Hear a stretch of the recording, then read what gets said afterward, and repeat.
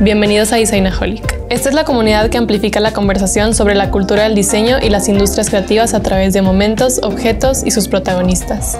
Bienvenidos.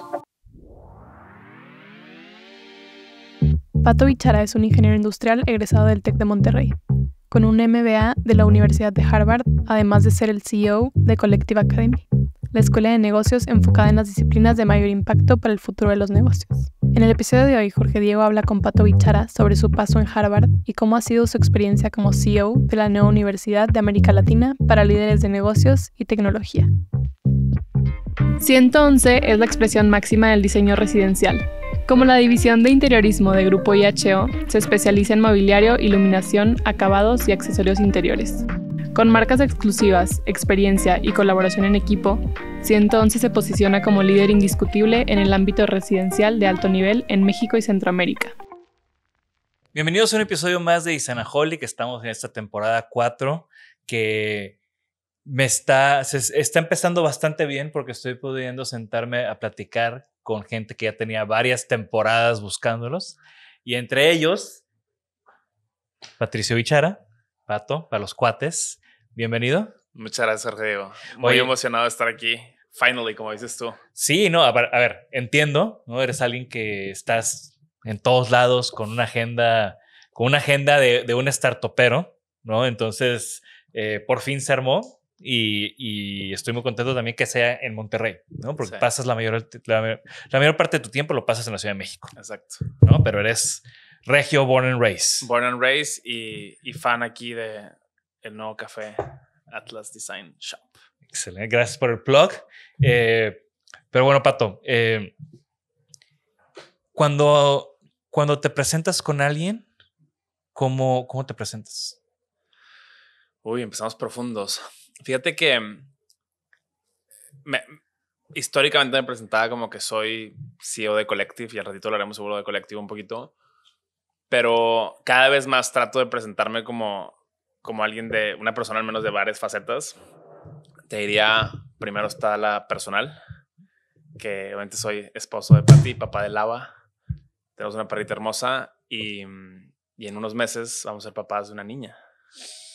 ¡Órale! Sí. No sabía. En abril. No sabía eso. No te había platicado, porque lo estoy justo contando a mis amigos en persona, así que ya quedó grabado en el podcast. Pero muy emocionado por esta nueva etapa de mi vida. La verdad es que... O sea, en 2 meses. En 2 meses. Estamos grabando en febrero, entonces en 2 meses vas a ser papá. Exacto. Y tengo mucho por aprender y mucho que leer y ahorita van a entender por qué digo esto. Soy esposo de Pati, papá de Lava y papá de esta futura bebé. Y además de mi día a día como CEO de Collective, me gusta pensar como que soy mentor / amigo, porque creo que soy de esas personas afortunadas que mezclan el trabajo con lo que uno disfruta hacer. De muchos emprendedores, líderes, fondos de inversión. Y he crecido, pues estos últimos, yo creo que ya 8, casi 9 años de Collective, como esa intersección entre el mundo del futuro de la educación, lo que yo le llamo como el futuro del talento, y obviamente mi vida de startupero, si lo quieres llamar así, que yo creo que ya Collective, probablemente ya no lo deberíamos llamar startup, pero sí, seguimos pensando y creciendo como una, ¿no? Entonces creo que así me presento. Esposo, papá, CEO y mentor. Y mentor de mentores y también. Mentor de mentores. ¿No? Me encanta. Y bueno, platicamos un poco, ¿no? Tú creciste en Monterrey. Yo te conozco desde la carrera, ¿no? O sea, creo que recoincidimos y fortuitamente, ¿no? Fue cuando volvimos a conectar, fue de que, claro, qué buena onda, ¿no? Uh-huh. Sí, lo conozco desde hace mucho tiempo, pero no habíamos sido cercanos y creo que ahorita tenemos una cercanía que aprecio bastante. ¿Cómo empieza o cómo llegas a donde estás hoy en día con Collective, ¿no? O sea, creces aquí en Monterrey, estudiaste, siempre estuviste como muy clavado en grupos estudiantiles, en hacer más que solamente ir a la escuela. Sí. Fíjate que, obviamente, como buen regio, prácticamente no había salido de Monterrey hasta mis 21 años. Y estando en el TEC de Monterrey, como que yo sentía que algo le faltaba a mi experiencia de educación superior. El TEC es una gran universidad, somos muy amigos del TEC, hacemos cosas juntos, pero sentía que específicamente en mi carrera, que era ingeniería industrial, que de hecho no sé por qué porque no estudié diseño industrial, pero tal vez eso da para otra historia. Como que no estaba ahí lo que yo estaba buscando y entonces empecé a buscar formas de irme al extranjero. Y en ese camino terminé yéndome de intercambio a Georgia Tech en Atlanta, que es prácticamente la mejor escuela de ingeniería industrial del mundo. Y como que la experiencia educativa americana me cambió la vida. Primero, obviamente, el salirte de Monterrey, que es como, aunque pensamos que sea la capital del mundo. De San Pedro. Salirte de San Pedro, aunque pensamos que es la capital del mundo, pues hay mucho mundo allá afuera y como medirnos a diferentes alturas. Parte de lo que aprendí en Atlanta fue, por ejemplo, el tema de hacer comunidad. Ahí fue donde conocí pues, mucho más a profundidad, por ejemplo, amigos en común como Francisco. El tema de que estás enfocado en conseguir un internship para luego conseguir una oferta full time. El tema de que realmente estás viviendo en clase cosas mucho más actualizadas y relevantes para tu carrera que algo que yo veía acá en el Tec, ¿no? Que para poder llegar a esa carrera tuviste que tomar decisiones prácticamente desde tu secundaria. Sí. O sea, creo que el tema meritocrático en la educación americana es muy diferente al tema de acceso económico. Sí, que aquí sí la puedes pagar, sea la mejor universidad del país, como puede ser el Tec o una normalita, entras prácticamente. Y allá no, allá tienes que hacer méritos tanto académicos como comunitarios y give back y hacer muchas cosas que terminan en un proceso de aplicación que obviamente hace que ahí estén las mentes más brillantes y por ende las universidades siguen creciendo en prestigio, ¿no? Y el head to head que tienen las públicas con las privadas. Sí. ¿No? O sea, de hecho, Georgia Tech es pública y es una súper universidad de ingeniería. Y no le pide nada a las privadas de Georgia en este caso, ¿no? De hecho, yo creo que probablemente es mejor que las privadas que están ahí en Georgia. ¿Y tú crees que desde entonces empezaste a tener como estos puntos de vista de la educación de aquí hay algo, o como anotar cosas de ese tema que al final es a lo que estás completamente envuelto hoy en día? Sí, a ver, me encantaría decirte que sí, pero la verdad es que no. Creo que simplemente viví una súper experiencia, vi lo que era educación de muy alta calidad y dije, ok, esto me cambió la vida a mí, en lo personal como profesionista y como líder. Espero que más gente tenga la oportunidad, pero en ese entonces no creas que pensaba yo en que iba a meter en el mundo educativo. Regreso a Monterrey, me graduó del Tec también y entro a consultoría estratégica en una firma que se llama Bain & Company, un poco porque no sabía mucho qué hacer con mi vida y las habilidades de consultoría de agarrar un problema, de construirlo, analizarlo y presentar soluciones me parecían relevantes para lo que a lo mejor algún día quisiera hacer. Y también es un camino pues muy marcado. O sea, creo que, Francisco, que ya lo mencionamos, sí, mis mejores amigos de toda la vida, pues igual, parecido. eres muy bueno en ingeniería industrial, vas a ser muy bueno en consultor. Hay todas estas consultoras internacionales en Monterrey haciendo proyectos increíbles y que necesitan talento joven por el ritmo que tienen, por la friega que te van a meter y por la rotación que tienen también en ese entry level, sí, ¿no? De analistas y asociados. Y al final es un escalón importante para después hacer lo que tú quieras. Algo más, ¿no? Y conocer también, seguir aprendiendo tal Exacto. vez, ¿no? Sí, y realmente en seguir aprendiendo, además, otra vez, pensando que lo que decías tú ahorita, siempre estoy involucrado en más que lo que me tocaba, sea en la carrera o sea en el trabajo. Oye, que de muy pocos invitados puedo decir, sí, Pato, claro, de grupos estudiantiles, ¿no? O sea, ese nivel de amistad y de conocimiento. Y de we go way back. Porque yo hacía páginas web en mi carrera y desde secundaria y el grupo estudiantil de donde nos conocimos. Ahí, sí. Que era carreras internacionales, algo así, que también mis amigos estaban como buenos geeks muy involucrados. Sí. De ahí hice la página y de ahí te conocí. De ahí nos conocimos, ¿no? Y justo estaba... Siendo tu proveedor. Pero me estaba recapitulando yo un poco cómo llegué a este mundo o sea, este mundo de temas académicos, de temas de diseño, y decía, me empecé a acordar cuando yo también hacía páginas en HTML y en Flash. Y era como lo que se usaba.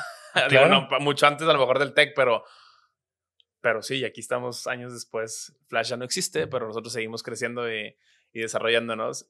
Pero volviendo al tema de Bain, me pidieron, o sea, me había ido muy bien las entrevistas porque venía preparado como si fuera gringo. Y entonces me dicen, oye, Pato, ¿puedes llevar el reclutamiento de analistas? Porque sé que te gusta la gente y necesitamos un analista que lidere el reclutamiento de analistas.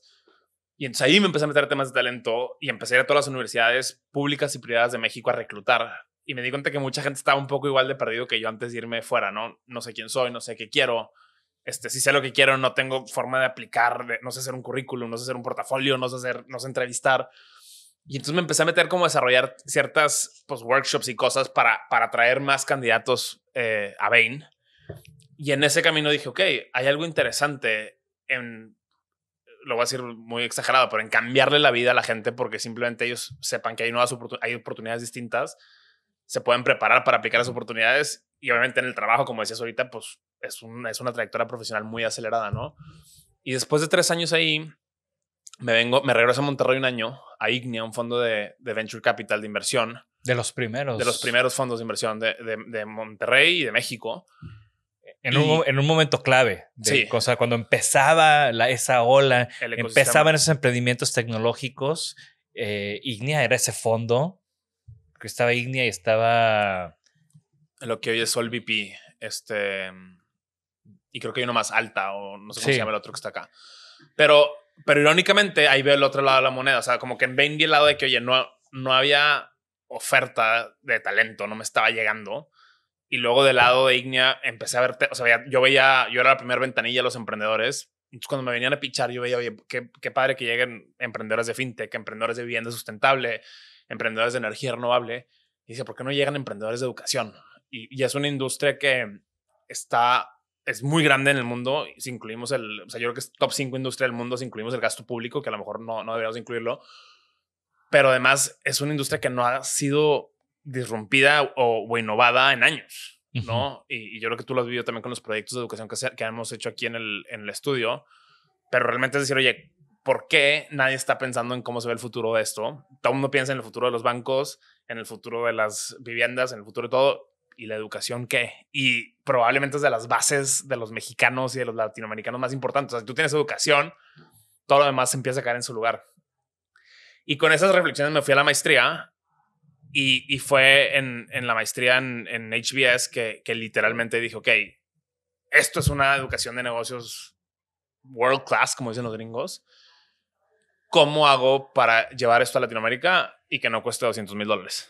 Que cueste bueno, $200,000. Que ahorita lo dijiste muy casual, pero hiciste una maestría en Harvard, ¿no? Y la decisión de irte a Harvard, el aplicar a Harvard, o sea, como de dónde sale, cómo es que tú decides esto. Hacer ese proceso. Claro, pues. Fíjate que aquí me voy a un poco a contar una historia personal, pero mi papá era director jurídico de Copamex, la papelera mexicana. Uh-huh. Y él siempre me decía que era la mano derecha del CEO, pero que no lo consideraban para un tema de sucesión, para ser el siguiente CEO, porque no tenía una maestría en administración. Es como que él de chiquito me decía, Pato, no importa lo que tú hagas, prométeme que vas a hacer una maestría en administración para que no se te limiten estas oportunidades de carrera. Mi papá falleció cuando tenía 12 años, pero... Y desde antes de los 12 años ya te estaba diciendo esas cosas. Ajá. O sea, creo que era algo que lo tenía como muy presente. Muy importante para él. Y por otro, o sea, y obviamente está la parte emocional y personal, pero también está la parte de decir, me salgo de consultoría. En consultoría te empujan mucho a irte de maestría. Pero dije, bueno, si yo quiero ser un líder en este nuevo mundo del emprendimiento y las inversiones de riesgo, pues déjame ver a qué le voy a tirar, ¿no? Entonces yo en ese entonces veía a los socios de Ignea, que era el fondo, todos tenían MBA. Veía a los emprendedores que estábamos dándoles cheques, todos tenían MBA. Entonces como que dije, bueno, pues creo que no hay de otra, me tengo que ir, uh-huh. Tanto por la parte personal como por la parte profesional. Y la verdad es que hoy en retrospectiva creo que ya en el mundo de emprendimiento ya no es necesario ni se valora tanto, pero la experiencia de vida que te da irte 2 años a Harvard, full time, a Harvard, a conocer gente increíble, a que te vuelen la cabeza los profesores y un poco toda esa parte que hemos aprendido y hemos traído ya Collective, es una experiencia de vida que es cara, pero lo vale, ¿no? ¿Y tú llegaste a Harvard ya con esta idea de yo vengo aquí para regresarme con un proyecto de educación? No, fíjate que yo lo que veía más como en trayectoria de carrera era, yo vengo, o sea, hice consultoría y para mí cuando estás en consultoría, voy a hacer una analogía que me gusta mucho, que es, tú ves a las personas en las portadas de las revistas, a los emprendedores, a los CEOs, a quien sea, los ejecutivos de multinacionales, y el consultor está detrás de esa persona, como ayudándole con la estrategia, con algunos proyectos importantes, ¿no? Pero ese es el socio de la consultoría. Y entonces yo como analista o asociado decía, yo estoy, o sea, imagínate, ¿no? The man es el Diablo Fernández en Friends, ¿no? Ujú. Entonces, luego está el socio de Bain, luego está el manager de Bain, luego está el consultor, luego está el asociado senior y luego estoy yo. Entonces yo decía, pues estoy ahí en la cadena hasta mero atrás y obviamente nunca voy a salir en la revista. Y no porque para mí era importante salir en la revista, era porque creo que si estás haciendo cosas chingonas, son dignas de contar esas historias, ¿no? Claro. Y entonces dije, estoy muy alejado de la operación. O sea, el que estaba tomando las decisiones era el diablo en FEMSA, ¿no? Luego me fui un poquito más cerca de la operación a decir, ok, ahora ya no nomás soy el consultor, ya tengo dinero en esta empresa y lo estoy asesorando, pero sigue siendo el emprendedor el que está en la arena, ¿no? Como ese poema de Man in the Arena. Y de repente el me dijo, ok, ¿qué pasa si lo que sigue es que yo esté ahí, como muy presente en la arena, que yo construya lo que yo quiero construir de compañía, de cultura, de equipo, pero a la vez no está enamorado? O sea, más que enamorado, yo no era que decía, oye, quiero emprender. ¿Por qué no? Porque emprender es una chinga. No lo hagan a menos que les obsesione lo que hacen, como el señor y como uno. Pero realmente a mí me motivaba más la parte como de armar un equipo, crear una cultura y todas estas cosas, ¿no? Entonces, en el segundo año de la maestría, que es cuando ya empiezas a pensar que vas a hacer full time, empecé a tener conversiones con empresas globales, ¿no? De hecho, entrevisté con WeWork para ser el primer director general de México, entrevisté con Uber para ser el director de Monterrey. Ya durante tu maestría. Durante la maestría. Okay.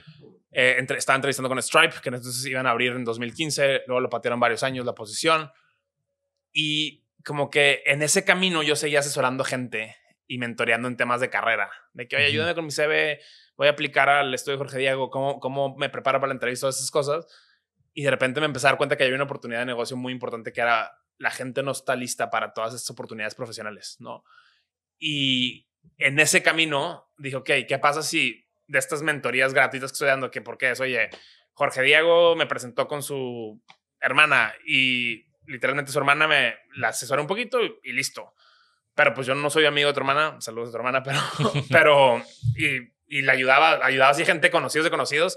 Y ahora dijo, ¿y qué pasa si les empiezo a cobrar pues $10 la consulta, el coaching, el career coaching? Y entonces empecé de que, oye, si te sirvió esto que platicamos hoy, aquí está mi PayPal, mándame lo que tú quieras. Me mandaban $10, $15 para las chelas en Boston, que no es una ciudad barata.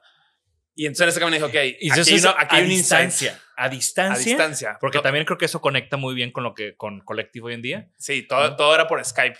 Estamos hablando de la era pre-Zoom. Claro. Todo era a distancia y con gente, pues igual, una red que ya habías tejido, una red natural de donde creciste. De comunidad, ¿no? y de que gente que me refería. Eras yo conozco a alguien que ahorita está en Harvard. Y te puede ayudar. ¿no? No sé bien qué hace, pero estuvo en consultoría. Pero habla con Pato. Sí. Y entonces en ese habla con Pato, dije, ok, ¿qué problema le estoy resolviendo a estas personas? Y es que realmente los centros de vida y carrera de las universidades no sirven. O sea, sirven para que estén vacantes, pero nadie te ayuda realmente a prepararte para buscar trabajo.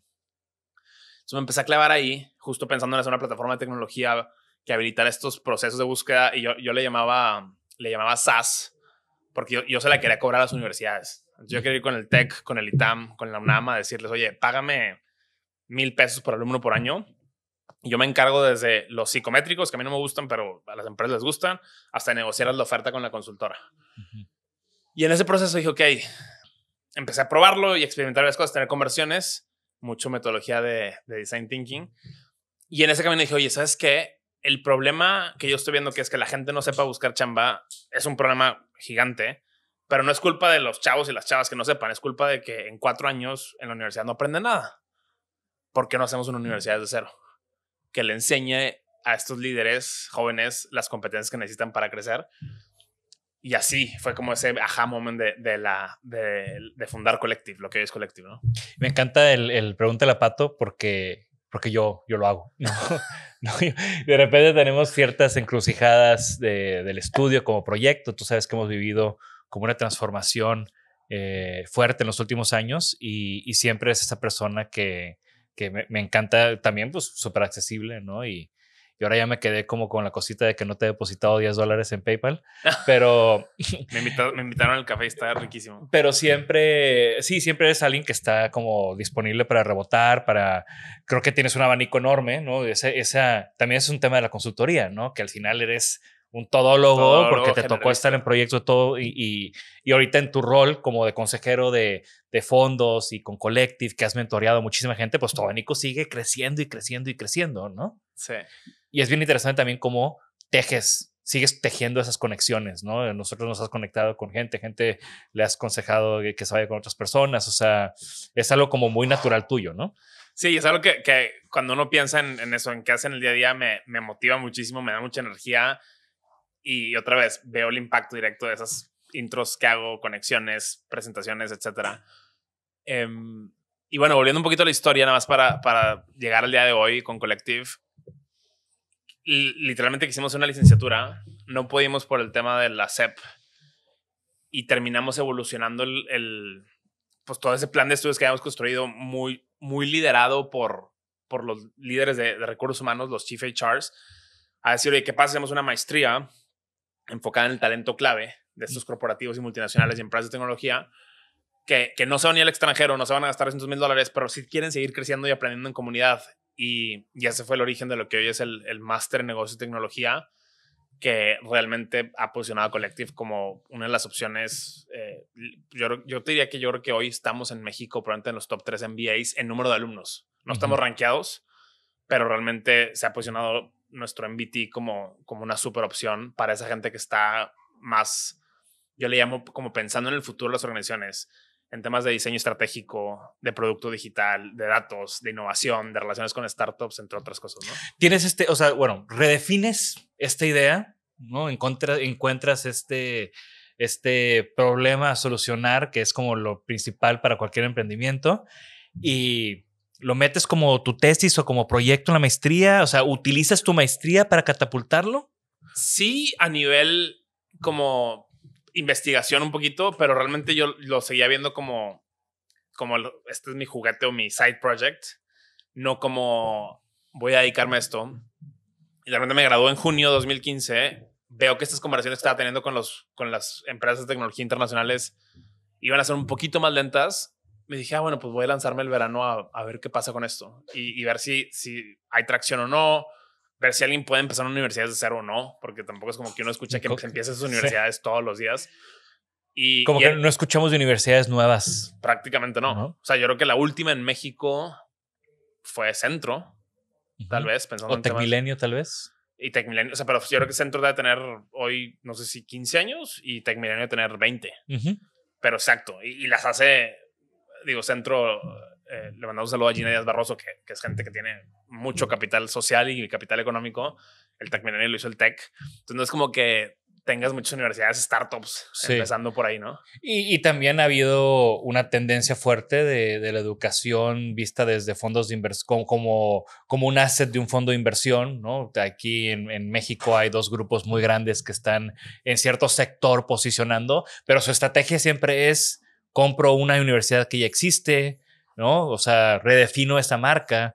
Me tocó a mí trabajar aquí en el proyecto de la UR hace muchos años, que fue como de esos primeros, de esas primeras como... esfuerzos de transformación. Exacto, ¿no? Y desde entonces me hizo como bien interesante. Ahora ya, desde el punto de diseño, pues es muy normal eso, ¿no? Compras una heritage brand, una marca que tiene una historia, redefines, cambias procesos y la reposicionas y se convierte en... Es muy diferente hablar de una universidad de 50, 60 años que una de 10 años, ¿no? Sí. Desde un punto de vista inclusive de validación social, marketing. Sí. Y fíjate que eso, para mí, eso fue la clave hace 8 años y sigue siendo hoy la clave. Como que decir, oye, Collective no existe... O sea, Collective no es una aplicación. No es que digas tú, lanzo la aplicación, pruebo cosas y luego nos vamos. O si quiebras, pones un blog post diciendo gracias mundo, ¿no? Fuimos muy felices, usuarios los amamos, hasta la próxima. No, acá tienes aprendedores, exaprendedores, mentores, corporativos confiando en nosotros. Entonces, creo que desde el principio sí la abordamos con una mentalidad de decir, oye, a ver, Collective va a cumplir 100 años. No va a haber chilaquiles en los 100 años de Collective, pero va a cumplir 80, 100 años. Entonces, ¿cómo piensas en crear una compañía, una universidad y una comunidad que perdure Claro. con el tiempo, ¿no? Sí, y creo que también eso es una de las cosas que en este mundo de estos fondos de inversión que están buscando un retorno y una rentabilidad antes que el escuchar que los cimientos de Collective es hacer algo que perdure y que dure y que no sea algo transaccional, pues también creo que es parte del éxito, ¿no? Y también este compromiso. Hace poco, bueno, no hace poco, pero hace yo creo que unos 2 años que Kanye West se le botaron las canicas, ¿no? Y que tenía esta escuela y de repente, no, ya de la noche a la mañana ya no había escuela. Yo lo único que pensaba era, o sea, obviamente que eso iba a pasar, pero segundo era un tema de, ¿y qué va a pasar con esos alumnos y esos chicos y esos maestros y esos, o sea, como que Sí. ¿no? ¿Quién se los queda? Fíjate que una de las historias no le quiero llamar fracaso, pero de escuelas o programas que cerraron es Regia. Y yo siempre la ponía en su momento cuando no que había posibilidades de que quebráramos, pero cuando no estábamos tan consolidados como hoy. Y era un programa que hizo Poncho Romo aquí en Monterrey, que se llamaba Dux, creo. Y hoy, no sé si 30 años después, la gente de ese programa sigue juntando, pues un poco como se juntan las generaciones de Collective. Decía, bueno, si todo se va a la mierda y todo sale mal, estoy seguro que al menos en esas primeras 5, 6, 10 generaciones de la maestría va a haber lazos suficientemente fuertes como para que sigan, para haberles cambiado la vida a esas personas y que ellos sigan juntando. Entonces, ese era como el worst case scenario, que en el fondo, gracias a Dios, no se dio y no se va a dar, pero bueno, siempre hay que pensar en qué pasa si un día te vas, o sea, se va a la organización y se quedan las comunidades que hemos construido, ¿no? ¿Y en qué momento supiste que esto era lo tuyo de va con todo, ¿no? Porque empieza una idea, ¿no? Sí. Empiezas a platicarla. Digo, creo que eres como yo de que tienes una idea y la vas como soltando ahí a ver qué reacciones, a ver qué pica, ¿no? Fíjate que ¿te regresaste a la maestría directo a emprender? Sí, o sea, literalmente me gradué el viernes, te voy a inventar, era 29 de mayo y el 1 de junio estaba en el iLab, que es el laboratorio de innovación de Harvard. Así, computadora abierta, hoja de papel. De hecho, hace poquito subí a LinkedIn una foto de esa servilleta. De esa servilleta y fue, ok, voy a hacer esto. Ahora, a mí justo hablando del problema, yo creo que normalmente la gente lo piensa al revés y es, yo quiero ser emprendedor. Entonces voy a pensar qué idea hago o qué problema resuelvo. Y como decíamos, emprender es una chinga. Entonces, si no te obsesiona el problema, pues va a ser muy difícil que estés aquí 8, 10, 15, 20, 80, 100 años después. Y en mi caso personal, yo digo que este problema del talento y la educación se me estrelló en el parabrisas porque no era que yo quería emprender, pero simplemente dije, a ver, claramente hay una oportunidad muy grande de que el sistema está roto, alguien tiene que innovar y lo tiene que cambiar, y resulta ser que me gusta y creo que soy bueno en esos temas, pues vamos a intentarlo. Entonces ya fue como...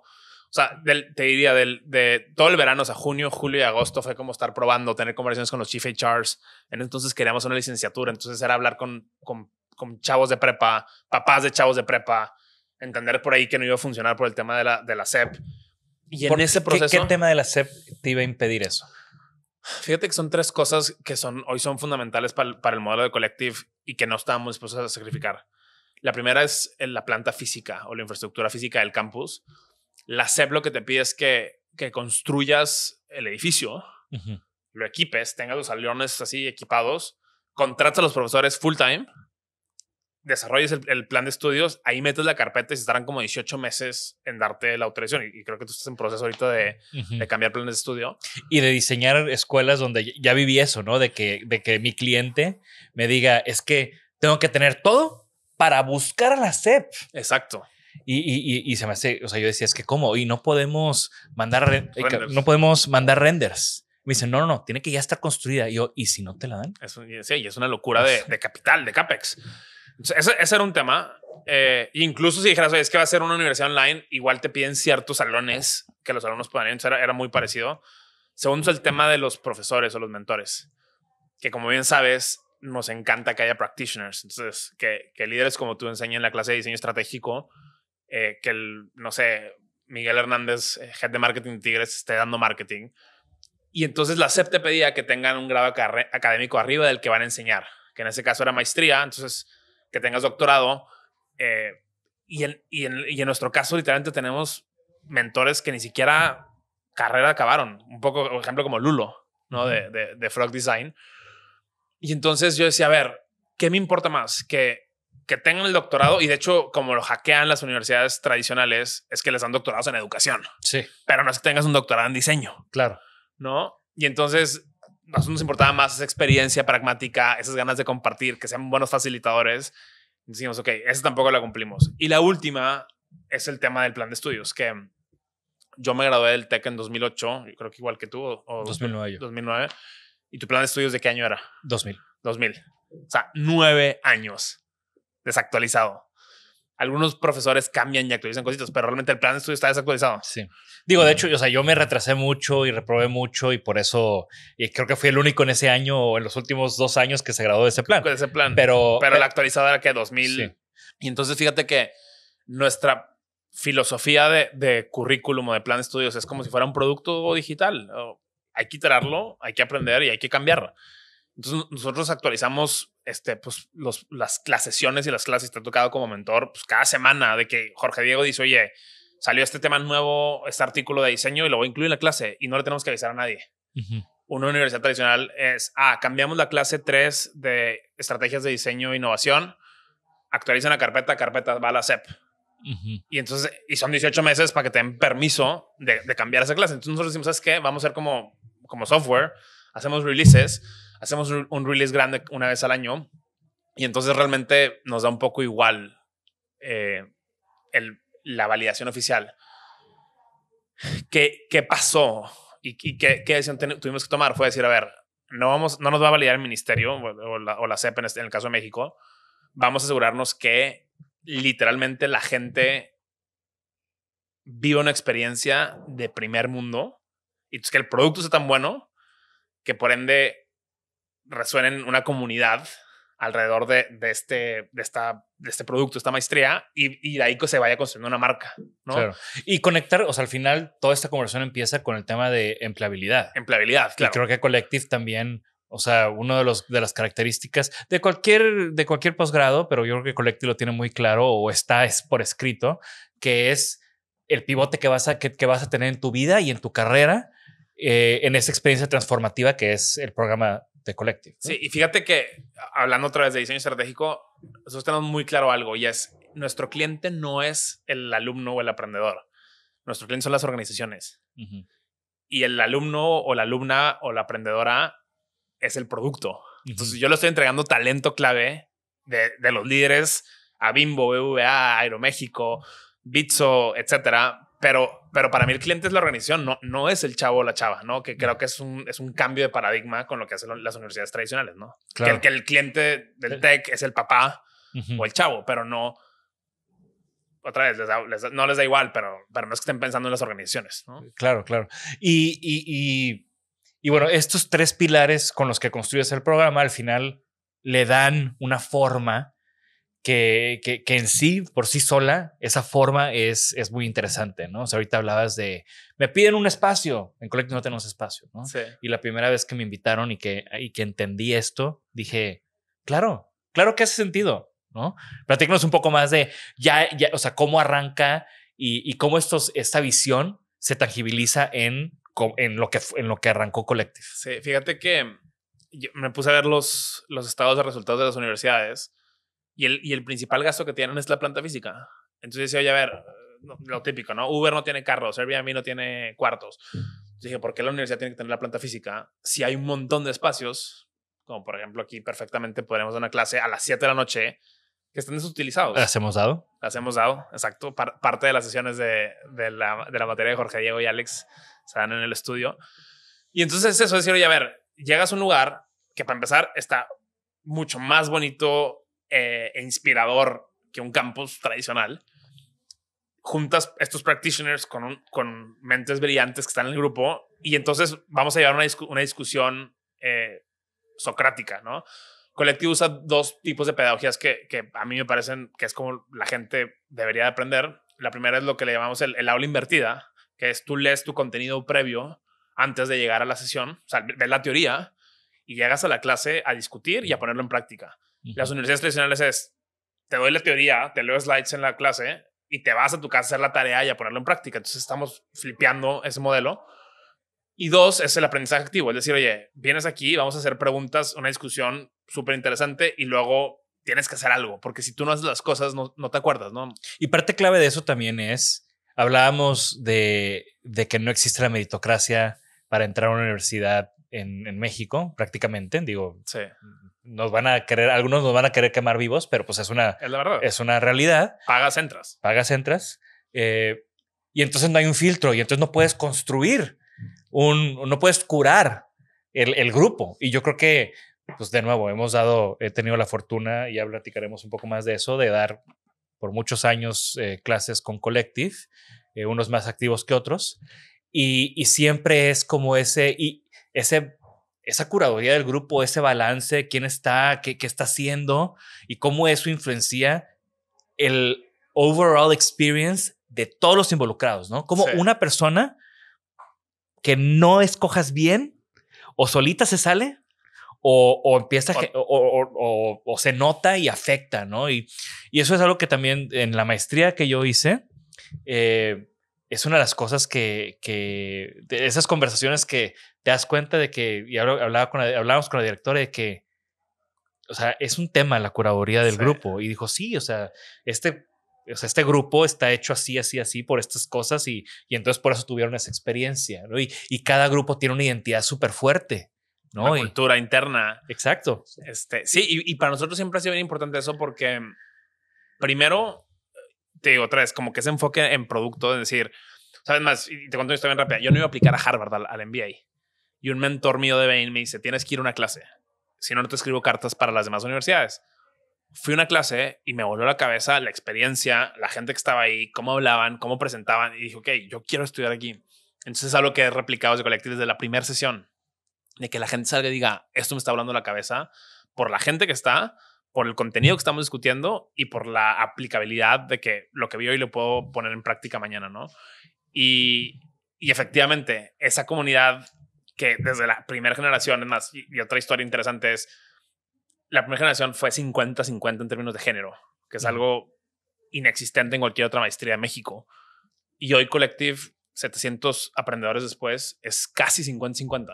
¿No? Pero es un tema de cómo vas trayendo a la comunidad sus perfiles de diversidad en general, no nomás de género, que realmente digan, o sea, que te cambien la discusión, la perspectiva de los negocios, porque también Collective cree que el futuro de los negocios es diverso, es inclusivo, que no tiene que costar la maestría 1 millón y feria de pesos para que tú tengas ese papelito. Y entonces son ese tipo de decisiones que hemos ido tomando con los años que hoy reflejan lo que hemos construido como comunidad, ¿no? Y estas experiencias, por ejemplo, ahorita hablas del tema económico. Hacer una maestría en Harvard, pues también es, o sea, parte de lo que se celebra es que lo lograste desde un punto de vista económico con becas, apoyos, etcétera, etcétera, etcétera, o te quedas endeudado 20 años, ¿no? Todo el tema del student loan en Estados Unidos, pues es un gran tema y es un camino como que ese sistema va a colapsar pronto. Eventualmente, ¿no? Sí. Eventualmente debe colapsar. Y en Collective, pues también hay una propuesta también en este tema, ¿no?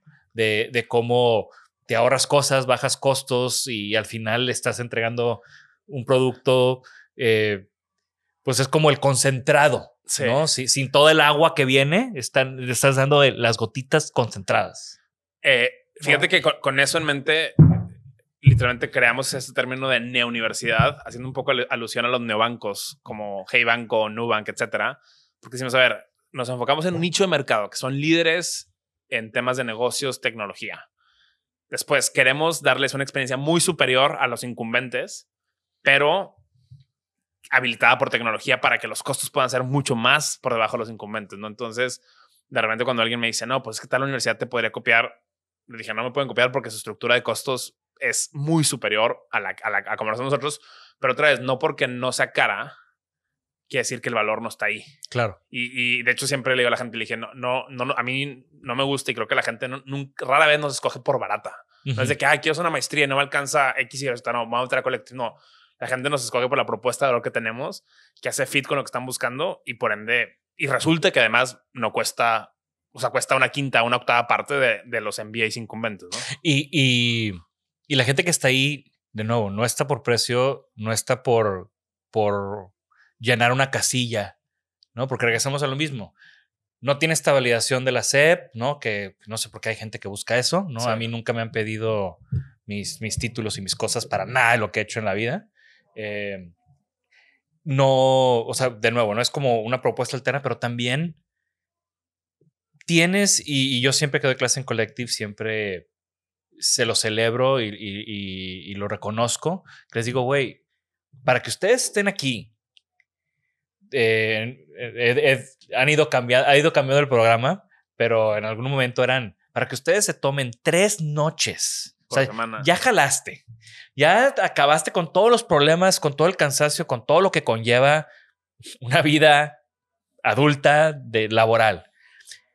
Y luego sales y te vienes a meter 3 horas, 3 noches de tu semana a esta maestría, es porque realmente quieres estar aquí.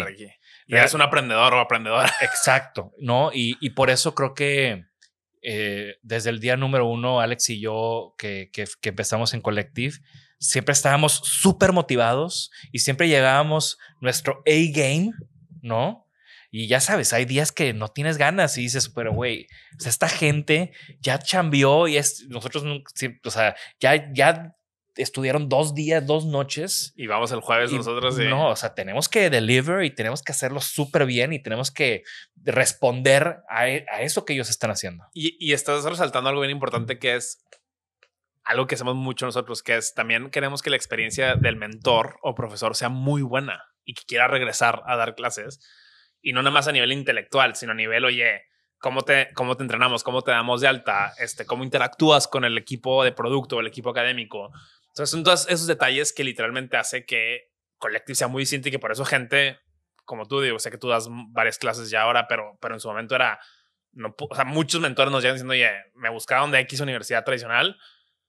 En la mitad del proceso, que fueron 3 meses, les dije que ya, o sea, que no me dejaban de quitar tiempo, pero sí quiero dar clases en Collective. Entonces, como que también pensar la experiencia del usuario desde la perspectiva de los mentores, que al final de cuentas también son parte importante de lo que estamos construyendo, ¿no?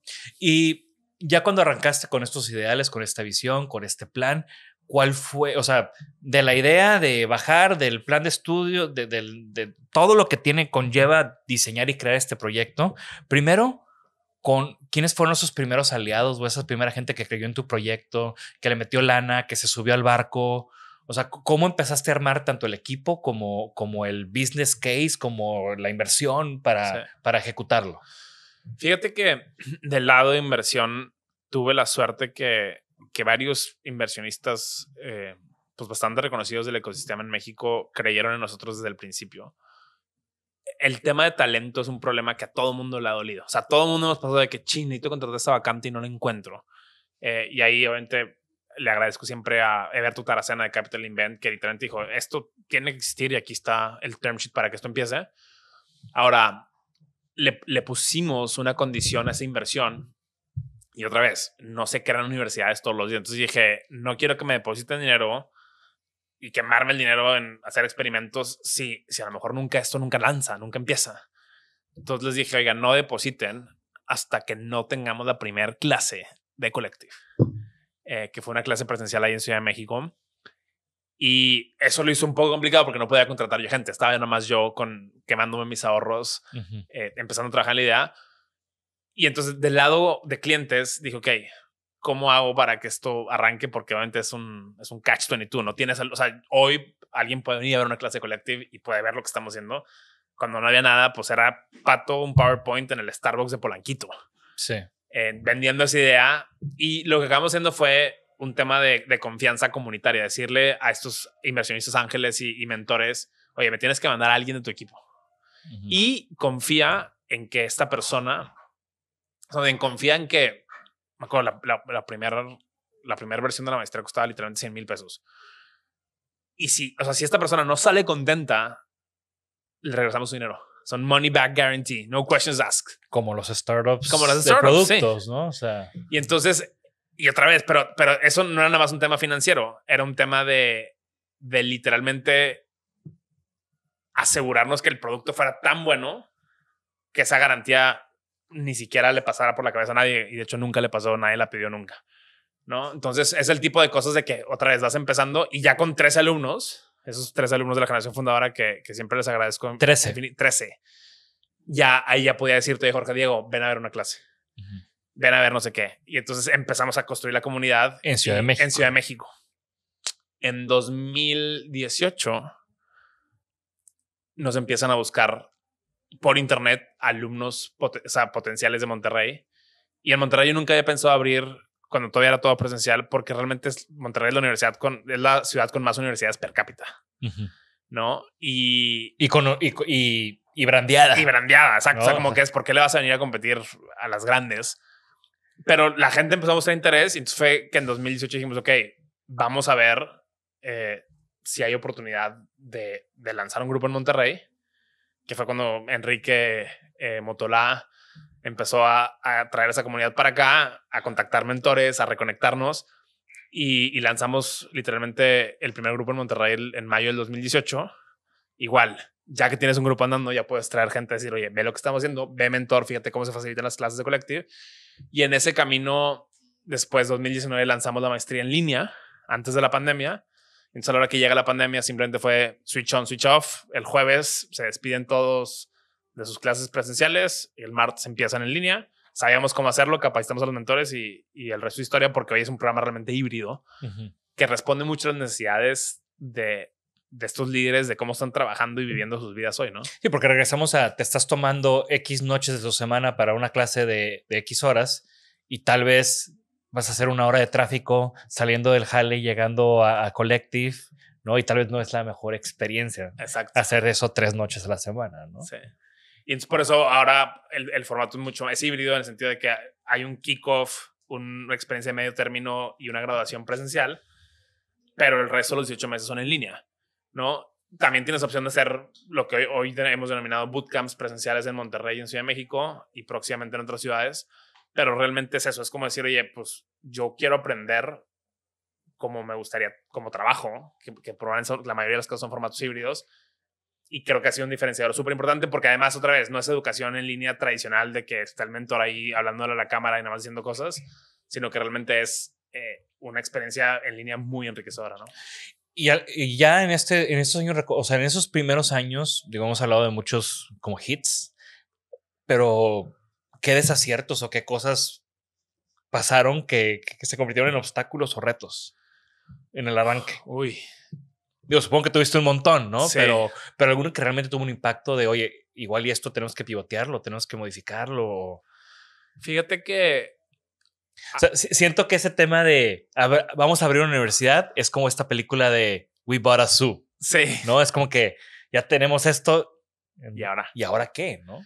Sí, a ver, creo que ha habido obviamente varios retos. El primero es cómo, o sea, de la parte de mentores, cómo escalas la comunidad con esos perfiles que hoy seguimos teniendo de manera activa, ¿no? Porque mentores nos recomiendan con mentores y sigue llegando gente y hay gente que está muy comprometida, como es el caso, y hay gente que a lo mejor no está tan comprometida y da una vez la clase y listo, ¿no? El segundo tema, obviamente, siempre es el hacer que más gente nos conozca, porque realmente no... Siempre decimos que Collective es el secreto mejor guardado de la educación en Latinoamérica, porque seguimos, a pesar de que hemos tenido un impacto brutal, o sea, del lado de la maestría han pasado 700 aprendedores, del lado B2B o de corporativos, yo creo que este año cruzamos la meta de los 12,000. Seguimos siendo chiquitos, ¿no? El TEC, ¿cuántos alumnos tiene? 100,000, no sé. Entonces hay tanto por hacer, pero a la vez quieres ir haciéndolo ordenadamente, porque otra vez no puedes un día crecer a 10 ciudades, mentores por todos lados, etcétera, ¿no? Entonces ha sido como un estira y afloja entre decir, va a haber épocas de expansión y épocas como de control y de organizarnos después de expansión, ¿no? Y en el fondo está la parte financiera de decir, oye, otra vez, Collective no puede desaparecer, entonces ¿cómo hacemos esos pasos y esas inversiones de manera estructurada para que no sea nada más, un día quebró la compañía, ¿no? Y como en la misma línea, ¿no? O sea, empiezas con esta idea, este programa, el MBT, ¿no? Que también no es secreto el impacto que tuvo en mi vida personal también, porque ahí conocí a mi ahora esposa. ¿Cómo ha ido el proyecto de Collective? ¿No? Porque supongo que te pasó eso de empezabas con otros productos y la gente, no, pero eres una maestría. Y no, o sea, Collective no es una maestría. Collective es este proyecto que tiene una maestría, pero también tiene estos otros productos, otras cosas. Sí. ¿Cómo se fue dando, cómo fue creciendo más allá del MBT el proyecto? Fíjate que otra vez, escuchando a nuestros clientes, ¿no? En 2018 justo llega BVA y nos dice, oye, esto que hiciste en ese entonces BVA nos mandaba, no sé si 3, 4 personas al año. Eso que hiciste con esas 4 personas lo podemos replicar in company y prácticamente crear un training interno. Y fue, pues sí, veamos, escuchemos, aprendamos y abrimos toda esta, bueno, prototipamos esto, lo que hoy se llama aprendizaje corporativo o enterprise learning. Y literalmente de ahí otra vez lo hicimos muy bien, nos fueron pidiendo más cosas, fuimos llegando a diferentes corporativos y hoy te diría que ese es el segundo producto más importante de Collective, porque además creo que la maestría es una experiencia de 12 a 18 meses muy transformadora, pero luego en la parte corporativa tenemos un impacto en número de líderes mucho más grande, ¿no? Entonces, digamos, fue la maestría, la parte de entrenamientos corporativos y aprendizaje corporativo, y luego hemos ido evolucionando un poco con el mercado y con las tendencias a decir, oye, a ver, ahora nos están pidiendo cursos individuales. Lanzamos ciertos cursos individuales abiertos al público, presenciales y en línea, ¿no? Entonces hemos ido como que innovando tanto en formatos como en contenido, ¿no? El año pasado en 2023 desarrollamos unas materias súper interesantes, ¿no? Una materia de toma de decisiones, de cómo optimizar toma de decisiones, obviamente temas de inteligencia artificial, blockchain. Hace 2 años lanzamos la clase de producto digital, o sea, cosas que nos ha ido pidiendo el mercado, nuestros clientes, los corporativos y las multinacionales y scale-ups, que en el fondo pues vas actualizando lo que estás haciendo, ¿no? Y fíjate que yo te diría, hablando de retos, regresando al tema de los retos, es algo que tenemos bueno y malo. Y es que si decimos, oye, Collective es la universidad del futuro de América Latina, ¿cuándo sabes que llegaste al futuro? Nunca, porque claro, sigues avanzando y se sigue alejando del futuro. El futuro no existe. El futuro no existe, exacto.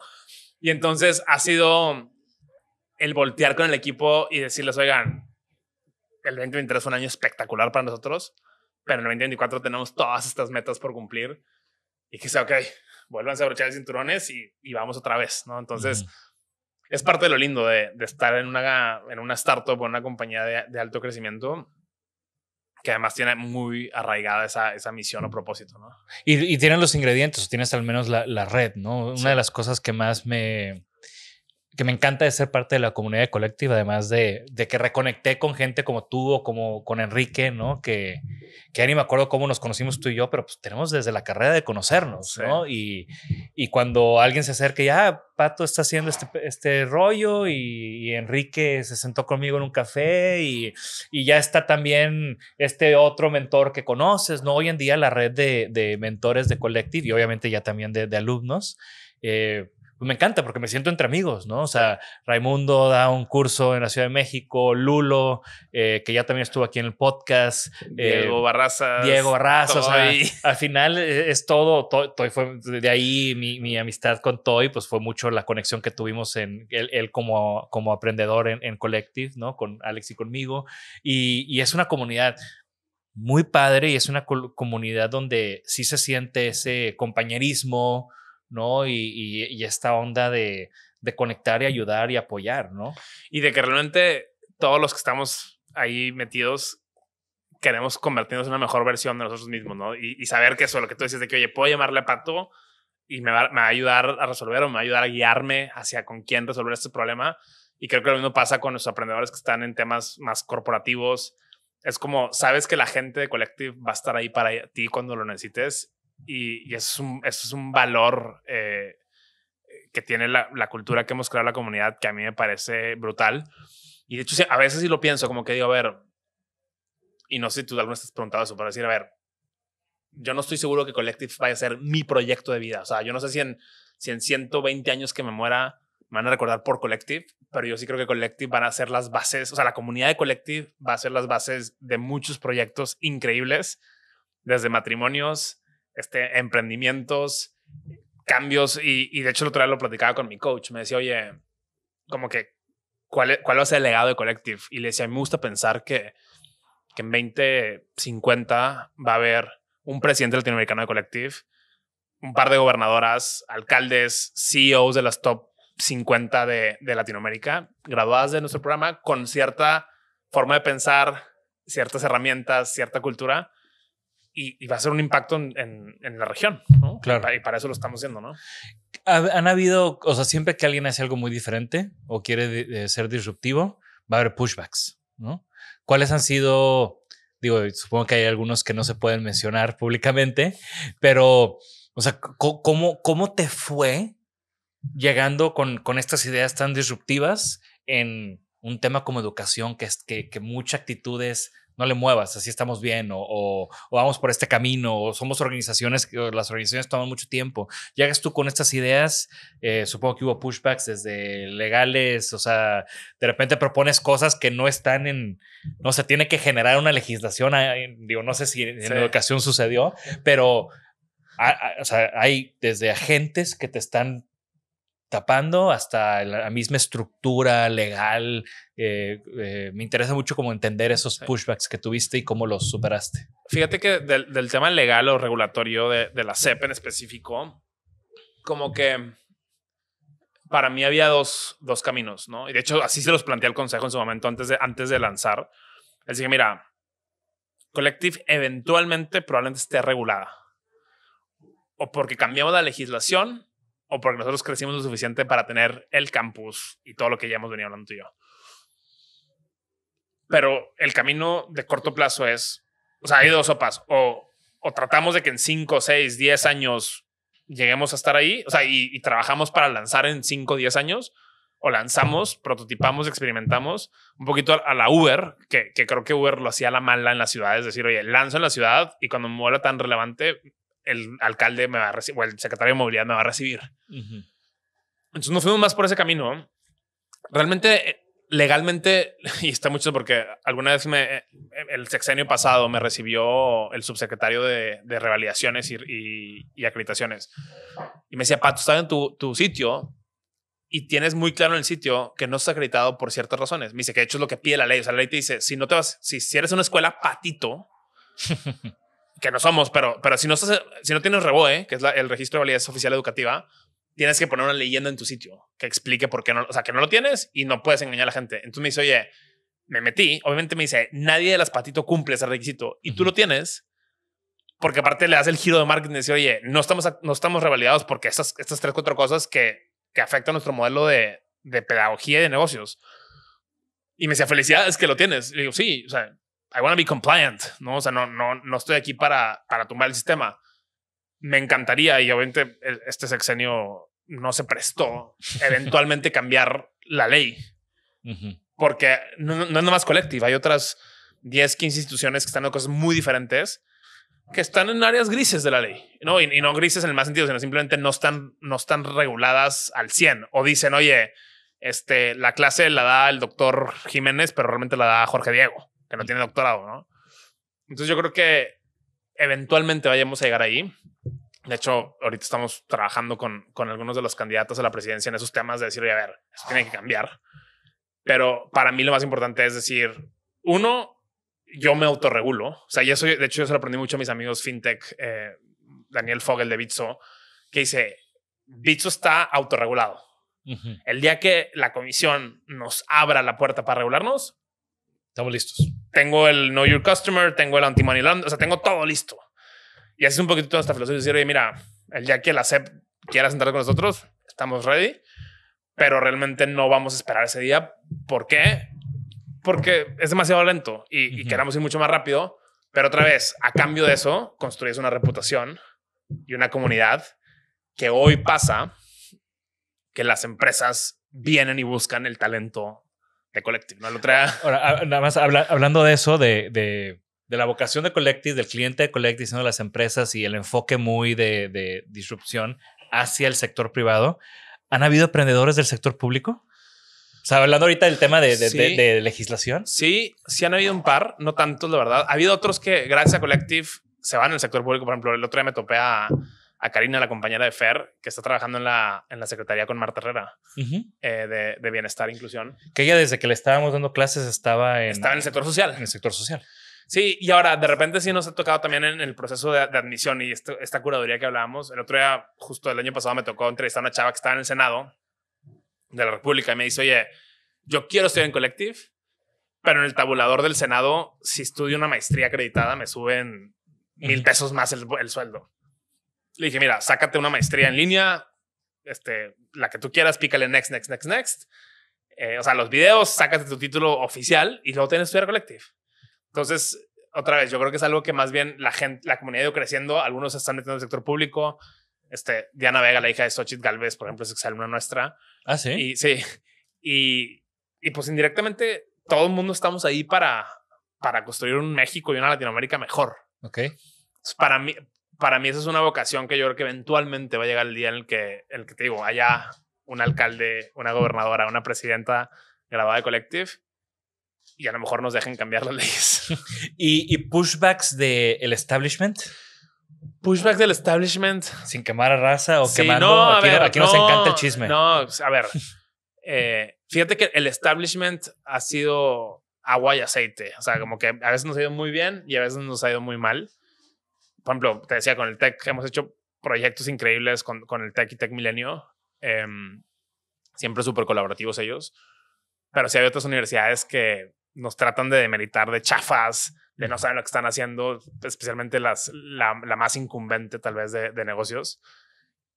Y el otro día, pues, literalmente alguien me marcó, me dice, oye, estuve en el consejo de una universidad top de negocios y hablaron media hora mal de ustedes. Le dije, ¿qué propusieron? Me dice, no, nada, nomás se quejaron. Y es la historia de cualquier disruptor, ¿no? Hace poquito, el año pasado, me desinvitaron de dar un keynote en una universidad en Ciudad de México porque yo era de Collective. Ok. Y el venue de este evento era un evento de ciencia de datos global a nivel Latinoamérica. Era la universidad. Pero a la vez con otro departamento de esa universidad hemos hecho cosas chingoncísimas, ¿no? Entonces, para mí esos son como muy bien, vas por buen camino y... Sí, o sea, si estás pisándole a alguien el callo, pues es porque estás en el track correcto. Y te voy a ser muy honesto, yo creo que Collective lo tenemos en el nombre, o sea, creemos en la colaboración. Y el problema de educación en Latinoamérica es tan grande que no importa lo que haga el gobierno federal, los gobiernos estatales, el gobierno municipal, las escuelas públicas, las privadas, o sea, todo el mundo tenemos que cambiar y poner de nuestra parte. Entonces, no es una industria donde vaya a haber un winner takes all a la Uber, a la Google con Search. No, acá va a haber 10 universidades, 10 universidades tradicionales que van a evolucionar, 10 universidades públicas que van a cambiar, 10 CEPs. O sea, entonces todo el mundo tiene que poner su parte. Entonces, eso hace que en el sector y en la industria normalmente sean muy colaborativos, menos alguna gente idiota que no entiende el futuro, ¿no? Y a algunos les funciona y la verdad es que la mayoría de los que lo han intentado hacer acaban fracasando, ¿no? Porque otra vez es todo el ecosistema. No es nada más tener una maestría, tener un diplomado, tener un curso. Y algo bien importante para nosotros es eso. Es decir, o sea, tenemos un perfil de alumno aprendedor, que es esta persona que tiene mucho drive y hambre de aprender.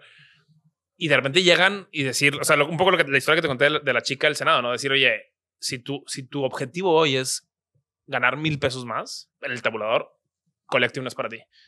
Entonces, si tú sabes quién es tu cliente y, bueno, tu usuario en este caso, y realmente le puedes dar esa propuesta de valor y a los otros recomendar, o sea, y a ver, también estando metido en este mundo, a veces en entrevistas de admisión, que hago yo un par, le digo, oye, me encanta tu perfil, o sea, tienes todo por delante, pero la maestría Collective no te va a servir para aprender Excel. Vete a este curso, tómate este curso de tal plataforma. O sea, como que yo creo que hay que entender también que en este camino como del aprendizaje continuo y de por vida le vas a resolver su problema a algunas personas y a otras no. Y luego algunas que ya tomaron tu programa luego se van a tomar otros, ¿no? Entonces yo creo que otra vez no es un tema de competencia educativa, sino es un tema de cómo colaboro pensando en qué es lo mejor para la organización y para los aprendedores o aprendedoras, ¿no? Claro. Y de nuevo, ¿no? O sea, es jugar, digo, no jugar, pero la decisión de estudiar, de invertir tiempo y dinero es una responsabilidad súper grande y es una decisión que tienes que tomar muy seguro, ¿no? Por eso a mí me encanta que en Collective siempre nos echan gente ahí de clases prueba, ¿no? Creo que somos, bueno, siempre nos mandan gente, ¿no? Y a Alex y a mí nos encanta. Y creo que eso es clave, ¿no? Voy a prototipar mi experiencia de aprendizaje viendo a una clase, ¿no? Y es lo que yo le digo a la gente muchas veces en el proceso. Me dicen, es que no sé escoger colectivo. No le digo, a ver, ven, show, don't tell, ¿no? Ven, vívelo, decide tú si es para ti o no. Y ve la comunidad y ve qué perfiles están y ve quiénes son los mentores. A lo mejor estás buscando algo más tradicional y no pasa nada. O sea, y luego te gradúas de la otra maestría tradicional y a lo mejor vienes y tomas el curso de innovación y diseño con Jorge Diego y Alex, ¿no? Pero como que el que la gente lo viva y decidan por ellos mismos si es para ellos o no, ¿no? Y eso creo que ahorita que mencionabas y tomo esta clase, creo que también está padre que en los cambios que he ido habiendo de Collective ahora puedes pagar una clase o juntar 2-3 clases y haces un certificado o algo así, ¿no? Sí. Creo que también eso ha abierto a que más gente viva la experiencia. Exacto. Y en el fondo también entender que nuestra maestría es súper transformadora y otra vez creo que tú has visto de cerca cómo cambiamos a estos líderes, pero habrá gente para la que no. Y decir, oye, estás buscando ahorita simplemente profundizar en X herramienta, te recomendamos tal clase. Nuestra o de alguien más, ¿no? ¿Cuál crees que en este recorrido de corto recorrido de Collective fue el big break? Dijiste, ya llegamos. Uy, fíjate que ese siento que cada año ha tenido el suyo. Primero pensaba que una vez que abriera esa generación de fundadora de 13 personas, todo lo demás iba a ser más fácil. Y no, yo digo que es como un videojuego. O sea, llegas a un nivel y se desbloquea el que sigue. Uh-huh. Hoy, por ejemplo, el año pasado, o sea, cerramos una ronda de financiamiento en deuda, que es como ya somos una compañía que le prestan a la compañía madura y se desbloquea a otro nivel de crecimiento, ¿no? Entonces, o sea, creo que ha habido milestones importantes y algunos ya los hemos tocado. El lanzar la primera generación, luego el abrir Monterrey, el entrar a los corporativos, el que alguien, por ejemplo, un CEO que yo admiro mucho, que Daniel Servit, que te diga, oye, Pato, ¿cómo estás? ¿Cómo va Collective? Por el impacto que te está teniendo Collective en los corporativos, me parece brutal, ¿no? Pero siempre cuando llegas a ese nivel es como, ¿y ahora qué sigue? Uh-huh. Y ves otra montaña. Y volteas a ver a tu equipo y dices, sí, es el momento ahorita de aventarles el nuevo reto. Me espero una semanita. Justo el otro día estábamos dando una sesión, Jorge Fajardo y yo, y él decía como que a la gente le gusta poner muchas analogías del deporte de alto rendimiento para los negocios. Pero a diferencia de los deportes, o sea, el deporte, no sé, juegan la final, se acaba la temporada y todo el mundo se va a descansar. Uh-huh. Y acá no hay temporada. Es como, si acaso descansas un par de días en fin de año, pero el juego sigue y sigue y sigue. No hay un campeonato. Y otra vez, el futuro está cada vez más lejos y tienes que seguir innovando. Y ahí viene la siguiente generación. ¿No? Y entonces, otra vez, y por eso a mí me gusta mucho todas estas ideas estaba viendo por ahí el libro de Rick Rubin de los creativos, de decir, oye, en el fondo no te puedes obsesionar con un milestone. Tienes que obsesionarte con el proceso. Claro. Y estar disfrutando ese proceso que va a tener nuevos retos, nuevas ideas, nueva gente que vas a ir conociendo en el camino. Pero sí, de hecho también la otra vez se lo decía a un emprendedor un aprendedor que es emprendedor y lo estaba mentoreando. Le dije, si tu meta es llegar a esa ronda de financiamiento, olvídate, güey, porque vas a ser miserable. Claro. O sea, es mejor pensar mucho más a largo plazo, sabiendo que cada cierto tiempo la vida te da esos hitos de éxito. Uh-huh. Y a veces te da patadas, ¿no? Por ejemplo, el año pasado hubo un hito muy lindo y regresando al inicio de la conversación, que fue que nombraron a Collective 30 promesas de los negocios y salí en la portada de Expansión. Que es algo que, y qué bueno que toques ese tema porque eventualmente lo iba a tocar, ¿no? Es algo que las 700 personas que han estado en Collective de una u otra manera lo celebraron. O sea, sí. Yo lo vi y dije, o sea, qué gusto, ¿no? Sí, pero eso es decir, oye, entonces uno pensaría que después de que salgas en la portada de la revista más importante de negocios del país, ya todo es de bajada. Y no. O sea, igual fue un año pesadísimo el 2023, pero muy exitoso. Entonces yo creo que es eso, es estar disfrutando del proceso, la gente con la que lo estás construyendo, que tenemos un equipo increíble y creo que has trabajado con muchos de ellos. Y en el fondo, lo que sí es muy lindo de Collective y de lo que hacemos es que cada semana tengo una historia de cómo impactamos la vida de alguien. Personal, profesional. El otro día literalmente un aprendedor mandó a su mamá a un curso porque pensaba, o sea, él decía, quiero que mi mamá viva lo que yo viví. Entonces son esos detallitos de que dices, pues son cariñitos que te manda la vida por el trabajo que estás haciendo. Y otra vez, yo le digo mucho al equipo, como startup siempre nos enfocamos en qué podemos mejorar. Pero entonces hay que pausar y decir, oye, estás haciendo un trabajo increíble y felicidades a todos por lo que está pasando, ¿no? Una de las preguntas que siempre hago y que me encanta hacer es, ¿qué has aprendido que te gustaría compartir con nuestra audiencia? Uy. Y creo que tú eres alguien que tiene, sí. Pues al final, güey, tu vida gira alrededor de compartir conocimiento. Compartir conocimiento y aprendizajes. A ver, creo que he aprendido muchas cosas en el camino. Te voy a decir algunas de las cosas que aprendí el año pasado. La primera, el como hacer double down y enfocarnos en el equipo y la cultura. Son cosas que suenan muy románticas, pero realmente cuando vas creciendo como organización, es bien fácil que se pierda a lo mejor algunos de los rituales y la cultura que has establecido al inicio. Y creo que eso fue algo muy bonito que como equipo el año pasado reconectamos y regresamos a ese centro, ¿no? Y también saber que en muchos casos hay ciertas personas que se tienen que ir a su siguiente oportunidad porque simplemente Collective no se les va a poder dar. Y dejarlas ir y ver que están triunfando con sus proyectos, creo que ha sido algo muy lindo. ¿Qué más he aprendido? He aprendido mucho y todo el mundo te lo dice, pero el manejar un tema comercial, las relaciones, porque yo soy un gran conector, pero a lo mejor no era tan bueno en tema literalmente ya comercial. Y creo que el año pasado fue mucho de estirarme y decir, ok, a ver, ¿esto es una reunión de cotorreo o es una reunión de un prospecto de ventas o es una reunión de seguimiento de un programa? Y como ser mucho más organizado con eso. Y la otra que me está pasando, y voy a hacer analogía con lo que empezaste el podcast de que soy una persona muy ocupada, priorizar mi tiempo. Tú ya casado también tienes unas necesidades, o sea, pues al final cumplir con tu relación. Claro, y que requiere que, o sea, como cualquier relación hay que meterle tiempo y pasar tiempo con la familia.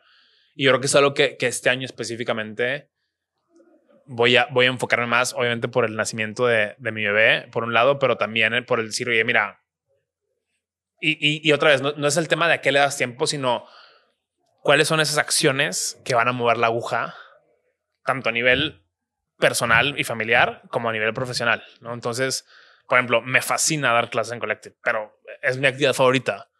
Este año no lo estoy pudiendo hacer por obvias razones. Pero yo creo que ese es el tipo de cosas donde dices, bueno, pues hay años en los que se puede hacer algunas cosas, años en los que no, y simplemente tener esas prioridades claras y revisitarlas cada cierto tiempo, ¿no? Yo creo que la gente a veces piensa que esto es como, no sé, seguro te ha pasado con todos los proyectos que tienes tú, pero decir, oye, porque este año te enfocaste más en Designaholic, descuidaste X cosa y ya va a ser así toda la vida. No, fue así estos 6 meses porque pasó X, Y o Z, porque ibas a publicar el primer libro, lo que fuera, y luego reevalúas prioridades y vas avanzando, ¿no? Yo creo que el cuestionarte un poco cómo estás aprovechando tu tiempo y ser lo más eficiente posible siempre ayuda. ¿Tienes side projects? O sea, además de Collective, algo que tú puedes mencionar es que también estoy involucrado. Digo, seguro estás involucrado en muchas cosas, pero... El otro día alguien me preguntó, me dice, oye, ¿y en Collective estás de tiempo completo? Y yo como, me dice, o sea, tipo, estás 60%. Le digo, no, Collective es 120%. Pero sí, a ver, soy socio de un fondo de inversión que se llama Sochi Ventures, que es un fondo de venture capital de etapa temprana que fundamos 12 amigos de la maestría. Un poco de la necesidad que te decía de que normalmente los inversionistas y los consultores es gente que nunca había operado. Entonces acá somos 12 operadores metidos en la trinchera que le estamos dando a veces sus primeros tickets a ciertos emprendedores o ideas que nos emocionan. Y es algo que me mantiene feliz También soy consejero de algunas empresas. ¿Ya les metido, o sea, con este fondo hay algo así que puedas compartir de que podamos conocer? Sí, a ver, somos inversionistas en Bitso. Ok. Que fuimos ahí de los primeros tickets y otra vez ayudando mucho a Daniel al inicio con temas, en mi caso, con temas de talento. Otro socio, el tema regulatorio, que luego acabo trabajando en Bitso, etcétera. Recientemente, ¿qué te puedo contar que hemos invertido? Acabamos de invertir en unas clínicas de fertilidad súper interesantes que yo creo que están por lanzar estos próximos meses. Y otra vez, son proyectos innovadores que están disrumpiendo industrias grandes como es el tema de salud y la fertilidad en este caso. Y que a mí me emociona mucho ver a esos emprendedores y decir, ok, vamos all in, porque otra vez, un poco la analogía que yo hacía al inicio, es una industria grande, tiene que cambiar y podemos generar un impacto gigante, ¿no? Y esa es la parte más emocionante de mucho de lo que hacemos. ¿Tienes sueños? Sí. Hoy me emociona mucho el pensar en viajar como familia en los próximos años. Te has echado unos muy buenos viajes con Patty. Digo, también muy viajes de corredores. Sí, ¿no? Viajamos mucho por los maratones de Patty. Próximo año vamos a ir a Boston. Ok, muy bien. Que calificó hoy Patty y estamos muy emocionados por eso. Pero también le falta hacer varios de los majors: Tokio, París, Berlín. Seguro iremos por allá pronto. Y luego fíjate que sí tengo un sueño y esto va a sonar, creo que te lo he contado en privado, pero quisiera eventualmente regresar a la universidad. Quiero estudiar una maestría en diseño. Te puedo recomendar algunas. Exacto. Ya les pediré mentoría a ti y a Lulo en su momento. Y la verdad es que no estoy enfocado mucho más allá, no porque no quiera y no tenga ideas, pero yo creo que quedan varios años, si no es que pues décadas de trabajo. Sigues construyendo el sueño original también, ¿no? Sí, y te digo, y se siguen desbloqueando niveles. No, uno nunca se aburre como emprendedor. Y para mí esa es la parte más bonita de lo que estamos haciendo. Pero otra vez te tiene que obsesionar tu idea, porque no es entras a esto, en 3 años levantas la ronda, en 6 la vendes y te vas tú a las Bahamas. Así no funciona, ¿no? Entonces es un tema de pensar a largo plazo. Sí, yo siempre he tenido como este tema de cuando desde que te platican el emprendimiento, desde que te platican qué están haciendo, te están diciendo cómo va a ser su éxito. Sí. No es como que para qué empezar algo que estás pensando cómo vas a terminarlo, ¿no? O sea, digo, entiendo que al final es un modus operandi de ciertas cosas, sobre todo cuando ya tienes un know-how de cómo llegar, levantar, crecer y vender, ¿no?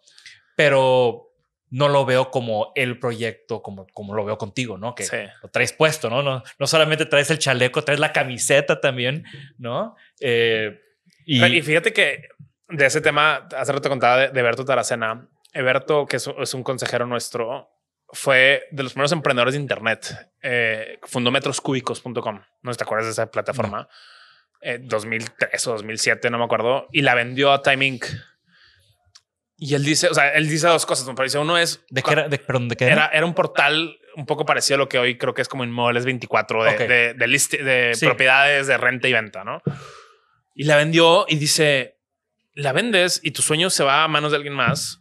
Trabajas unos años con esa persona, luego te sales y quieres volver a empezar para construir lo que ya tenías.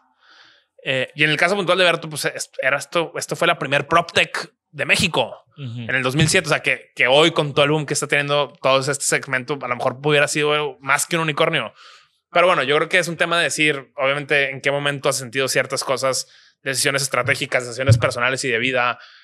También qué inversionistas tienes, qué retornos están esperando. O sea, tampoco estamos aquí para hacer cosas, sí hacer cosas pro bono, pero no, o sea, no.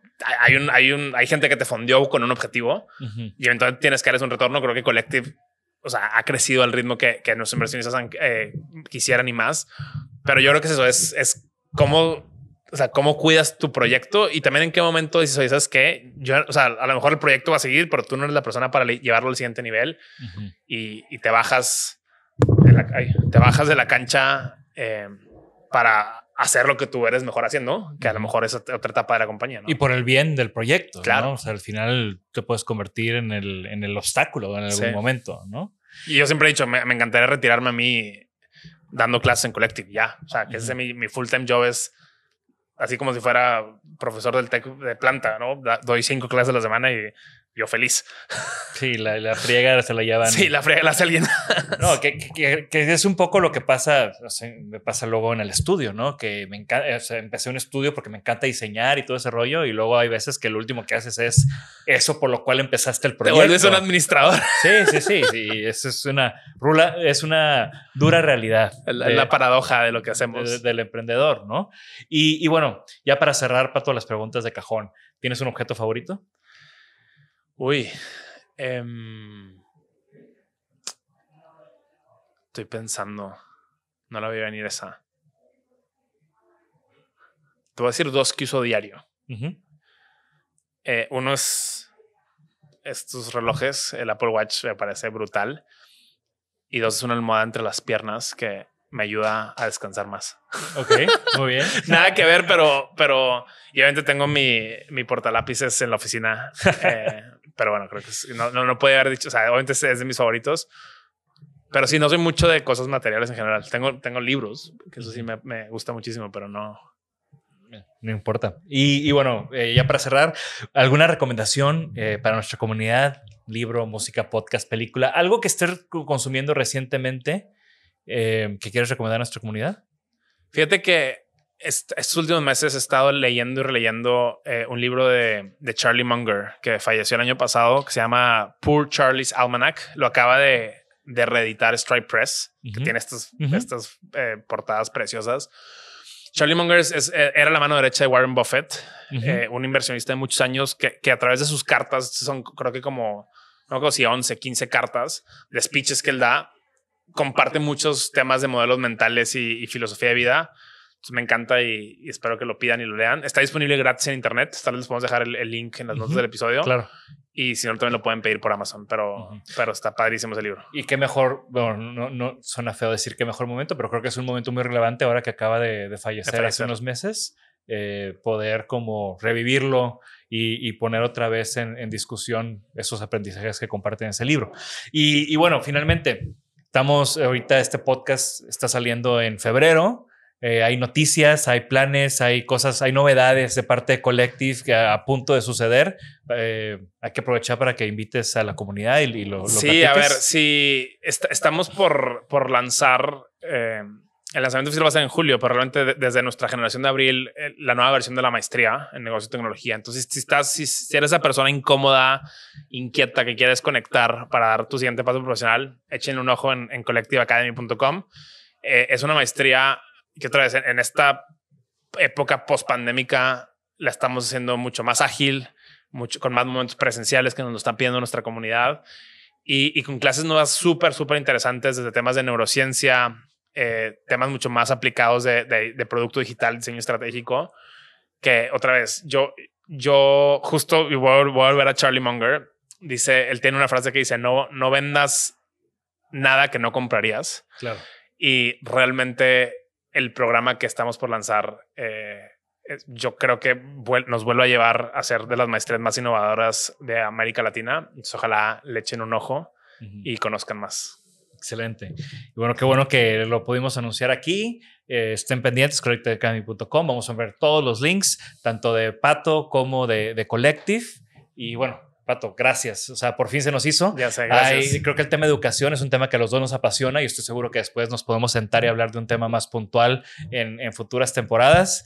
Que no pase mucho tiempo. Digo, me tomó 4 lograr sentarme Volveremos contigo. Antes de las próximas 3. Pero bueno, muy contento de tenerte. De nuevo, eres una persona muy cercana al estudio, eres una persona muy cercana a Fer y a mí. Y me encanta que por fin ya hayas estado en Designaholic y que nuestra comunidad te conozca y abrir estas conversaciones que al final estás en la punta de lanza en cuanto al futuro de la educación en México. Muchas gracias, Jorge Diego. Gracias por ser parte activa de la comunidad Collective y gracias a toda tu audiencia.